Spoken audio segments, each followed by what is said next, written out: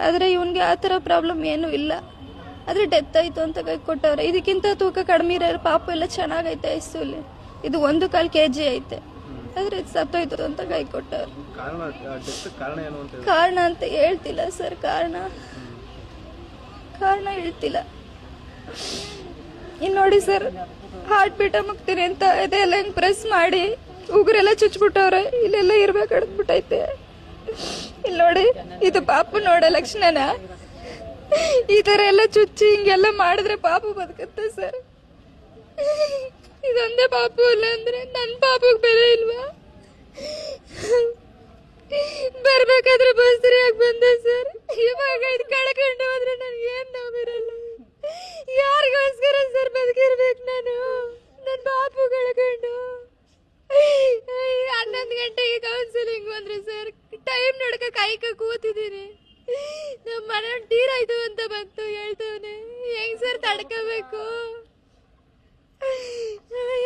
ಆಗಲ್ಲ ಅಂತ ಹೇಳಿದ್ರೆ ಬೇರೆ ಹಾಸ್ಪಿಟ್ಲಿಗೆ ಆದ್ರೂ ತೋರಿಸ್ತಿರ್ನಿಲ್ವಾ ಸರ್? ನಾವು ತೂಕ ಕಡಿಮೆ ಅಂತ ಒಂದೇ ರೀಸನ್ಗೆ ಹಾಕೊಂಡಿದ್ದು ಸರ್. ಡೈಲಿ 4-5 ಸತಿ ಬ್ಲಡ್ ಟೆಸ್ಟ್ ಅಂತ ತೆಗಿಯೋರು. ಡೈಲಿ ಏನಾರು ಒಂದು ಕಾರಣ ಕೊಡೋರು. ಇವ್ ನೀರಿನ ಪ್ರಾಬ್ಲಮ್ ಮಾತಾಡಿದ್ದು ಸಾಯಿಸ್ಬಿಟ್ಟು ಕೈ ಕೊಟ್ಟವ್ರೆ ಸರ್. ಇದೇ ರೀಸನ್. ಡೈಲಿ ಟ್ರೀಟ್ಮೆಂಟ್ ಕೊಡ್ತಿದೀವಿ ಅಂದ್ಬಿಟ್ಟು 4 ಸರಿ 5 ಸರಿ ಬ್ಲಡ್ ಟೆಸ್ಟ್ ಹೇಳೋರು. ಆ ಥರ ಚುಚ್ಚಿ ತೆಗಿತಾ ಇದ್ರು.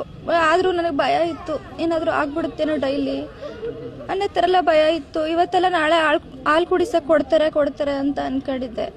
ಇವನು ನೀರಿನ ಬಗ್ಗೆ ಮಾತಾಡ್ದ. ನೀರ್ ಫೆಸಿಲಿಟೀಸ್ ಏನೂ ಇಲ್ಲ ನಮ್ಮ ಮನೆಯವನು. ಬಾಂತಿಯರಿಗೆ ನೀರ್ ಫೆಸಿಲಿಟೀಸ್ ಏನೂ ಇಲ್ಲ, ಹಂಗೆ ಹಿಂಗೆ ಅಂತೆಲ್ಲ ಮಾತಾಡಿದ್ರು. ಸ್ವಲ್ಪ ನ್ಯೂಸ್ ಕರೆದು ಅದಾದ್ಮೇಲೆ ಒಂದಿನ ಇನ್ಫೆಕ್ಷನ್ ಅಂತ ಹೇಳಿದ್ರು, ಒಂದಿನ ಜಾಂಡಿಸ್ ಅಂತ ಹೇಳಿದ್ರು, ಇನ್ನೊಂದಿನ ಇರುವೆ ಎಲ್ಲ ಮುತ್ಕೊಬಿಟ್ಟೈತೆ. ಇಲ್ಲೆಲ್ಲ ಇದೊಂದು 4 ದಿನದಲ್ಲಿ ಇರುವೆ ಎಲ್ಲ ಚೆನ್ನಾಗಿ ಕಂಡ್ಬಿಡ್ತಾನೆ. ಕಣ್ಣು ಒಳಗಡೆನೆ ಇರುವೆ ಎಲ್ಲ ಮುತ್ಕೊಬಿಟ್ಟೈತೆ. ಇಲ್ಲೆಲ್ಲ ಊದ್ಕೊಬಿಟ್ಟಿತ್ತು. ಅದಕ್ಕೆ ಕೇಳಿದಕ್ಕೆ ಬೇಜವಾಬ್ದಾರಿಗೆ ಉತ್ತರ ಕೊಟ್ರು. ಇದೊಂದೇ ಪಾಪು ಅಲ್ಲ, ನಮಗೆ ಸುಮಾರು ಪಾಪು ಐತೆ.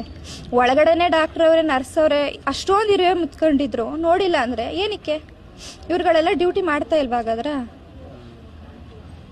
ಜಾಂಡೀಸು ಅಂತ ಹೇಳಿದ್ರು, ಇವಾಗ ನೋಡಿದ್ರೆ ಡೆತ್ ಆಯ್ತು ಅಂತ ಕೈ ಕೊಟ್ಟವ್ರೆ. ನೋಡಿ, ಕಿಡ್ನಿ ಇಲ್ಲ, ಹೃದಯ ಇಲ್ಲ ಅಂತ ಹೇಳೋರೆ ಪಾಪುಗೆ. ಆ ಪಾಪುಗೆ ಇವತ್ತು ಫೀಡಿಂಗ್